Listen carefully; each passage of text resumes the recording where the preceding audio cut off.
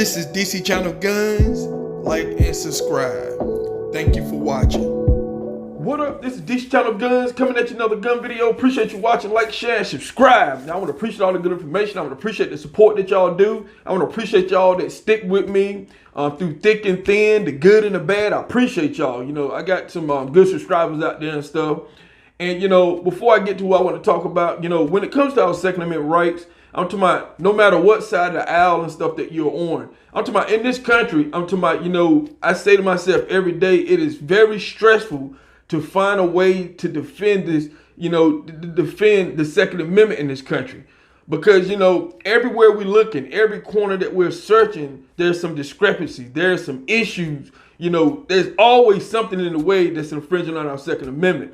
And I looked at a lot of ways, a lot of possibilities and stuff. And I'm talking about, I looked at all the politicians. I'm talking about at somewhere that, you know, most of the politicians, most of them did some type of infringement on our Second Amendment. I'm talking about, you know, there are some who did some things that, you know, we don't agree to and I don't like, that, you know, I'm not supportive of and stuff. But, you know, a lot of people leave me information that, you know, they say, well, this person is not for the Second Amendment, that person not for the Second Amendment. It is very hard to pick out people who are 100% when it comes to the Second Amendment. Because somewhere when they vote on hundreds and hundreds of laws, it's somewhere somebody agreed to something that they shouldn't agree to, and, you know, and stuff like that. That's just the fact. I'm talking about, I looked at a lot of politicians, and, you know, some of them are, you know, at 98% or 99%, but it's hard to find some that's 100. Now, I'm quite sure there's some out there, but that's that small percent that some allow things to pass in this country that infringe on our Second Amendment. A lot of politicians have done that and stuff like that. So I'm talking about, you know, that is the fact that I has been looking at. And it's hard to find somebody that has been 100%.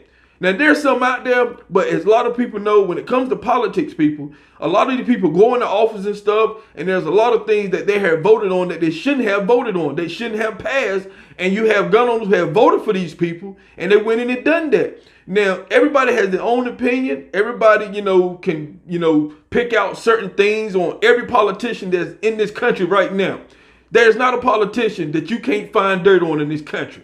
I'm talking about there's a lot of them out there that has done things that we can pick all day long from them. And so, you know, nobody's clean. Nobody is 100% clean in this country when it comes to your Second Amendment. And if there is some people out there, I'm talking about, I want to know, I want to see their track record. 100% all the votes they have done, was it for or against? I'm talking about that's including red flag laws, when it comes to domestic violence, all this kind of stuff. These are a lot of laws that infringe on the Second Amendment that a lot of people don't take in the aspect that a lot of politicians has voted on. Why? It's because certain, like, bills and stuff that they cram in there, because, you know, when it comes to constituents in this country, a lot of the politicians follow what the constituents say. Now, you have some who voted on a bill that infringed on the Second Amendment, but they didn't mean to or didn't think that it would affect the Second Amendment, but might relate it to some type of domestic abuse and stuff like that. So, you know, you have to look at it like drugs and, you know, stuff like that, alcohol and all this stuff, you know, stuff that these laws put in there. And, you know, there's a lot of laws now that what they do, they cram a whole lot of stuff in there. And, you know, you have politicians who are for the Second Amendment, you know, vote on certain laws that's in that bill just to get a bill passed. But then there's laws in there that they didn't like, that didn't want to pass, that was in there that's infringing your Second Amendment. So, you know, that's what we have going on and stuff when it comes to, you know, laws in this country. And I hate it that it's like that. If they took all the bills that's going to infringe on the Second Amendment, they put them straight out bluntly, like Virginia doing, and, you know, people get the attention, that's the response you're going to get. You're going to get the response of gun owners and stuff like that. But when you mix them all up and you cram them all in together, guess what? You know, they're hiding the bad stuff under the good stuff. And that's how a lot of these laws come out. And you have politicians who are Second Amendment friendly end up voting on it accidentally, whether they know it's in there or not, or how the case may be. Because I know in this country, you have a lot of politicians who have said, you know, let's pass the laws first to see what's in there. And they talk about all the good stuff, and then all the bad stuff come out of it. So, you know, that's what we have going on in this country and stuff. And I hate that it's that way. But, you know, to get on to what I want to talk about, you know, when it comes to Virginia and stuff, you know, Virginia has, you know, really amazed me how all these people came out and stuff like that, even though they were stiff when it came to voting for these laws and stuff. A small percentage of Virginians voted for it and everything. But, after that big rally and stuff that we had, I'm talking about, it was awesome. It was amazing, very peaceful. Egg is on the media face and everything. Right after that, you have Virginia lawmakers pretty much rejected some bills that would have loosened gun laws in that state. I'm talking about pretty much that would loosen the gun laws.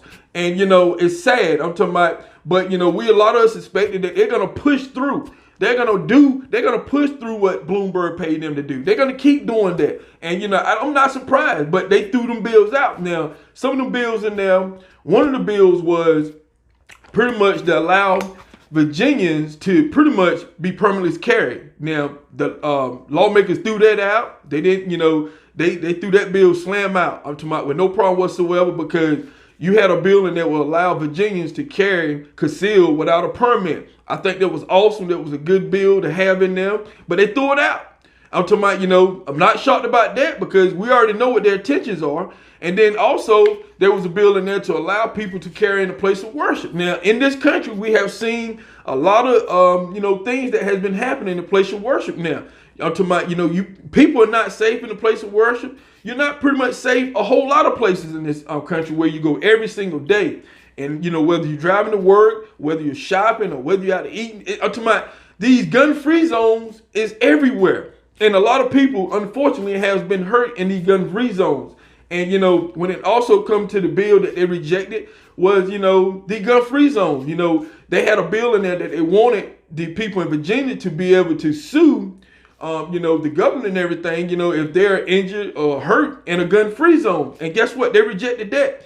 When it comes to the laws and stuff infringing on the Second Amendment rights, and when it comes to them rejecting, now their whole point is saying they want to keep people safe, but all these bills they just threw out was to keep people safe, but they threw them out. So, and most, to me, only thing I can say, you're putting people in harm's way. You're not keeping people safe. I'm talking about the intention that they're thinking, because they're, taking, trying to take guns out of people's hands and bar guns from certain places. You just putting people pretty much at risk, and because they have no way to defend themselves. Now, a lot of them bills were pretty much sponsored. Now, I was reading something that, it was a person's wife was injured in one of these gun-free zones and stuff like that. She couldn't have a place. She couldn't have a gun or something at work. It was gun-free or something like that. But she ended up getting, shot and stuff like that. So they was trying to pretty much push that bill to, to have people to be able to defend themselves and stuff. And when you have all these gun-free zones and you bar in these places where you can go, like parks and all these kind of places where that's pretty much public, where danger is everywhere. You're in danger at work, you're in danger out in parks, you're in danger pretty much in public, period. And to say these are gun-free zones doesn't mean nothing, because you saying that gun-free zones don't mean people are safe. The mindset for a long time is because you see these signs on the doors when you walk in the store. I walk in a lot of places and I see the signs say no firearms, no weapons, no knives and stuff like that. But, you're sending a signal to me that I'm going to be unarmed. I'm not going to be able to protect myself. And whoever comes through that door and whatever they have, I'm defenseless. I'm pretty much going to be a victim. And, so this is what we have going on. Now, you have, the Virginia legislator, the Virginia Subcommittee, who threw all these bills out. Now, they already said, they said this many a times, because they won the House, they won the Senate, they got the majority. And what I'm saying, the point I'm trying to point out, we need to take back the House, the Senate in this country. We need to go out and vote in full force so we can take it back and do the same thing the Democrats are doing. This is one thing that Republican has to start doing. If they ever get the House and the Senate back, they need to push their laws through. Because one thing I can say about the Democrats, which I hate to say it, when they get the House majority, the House and the Senate, they push them laws through no matter what nobody think about it. So the Republicans, if they can get the House and the Senate back, they need to push these same laws through that unwind some of these laws that have been infringing on the Second Amendment right. They need to push right through it and not be hesitating. Now, the Democrats, when they get the House majority, they do what they're supposed to. But, when the Republicans get it, they need to go full speed and not let nothing stop them, unravel all these laws that's been infringing on gun owners in this country.